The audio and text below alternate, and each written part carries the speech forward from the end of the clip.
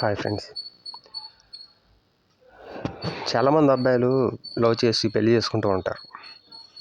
But అమ్మాయికి ఏంటంటే పెళ్ళైకి నువ్వు మారిపోయావు, నన్ను ప్రేమగా చూసుకోవట్లేదు అని అంటూ ఉంటారు.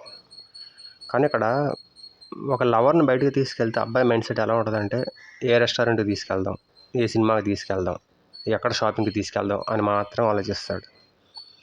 కానీ హస్బెండ్గా తను ఒక లవర్ నుంచి హస్బెండ్గా మారాక తన మైండ్ సెట్ ఎలా ఉంటుందో తెలుసా? రెంట్ కట్టాలి, కరెంటు బిల్లు కట్టాలి, పండగ వస్తుంది, ఖర్చులు ఉంటాయి, ఈఎంఐలు కట్టాలి. కానీ ఇక లవర్గా ఉన్నప్పుడు మీ బాధ్యతలు ఏవి తను తీసుకోడు.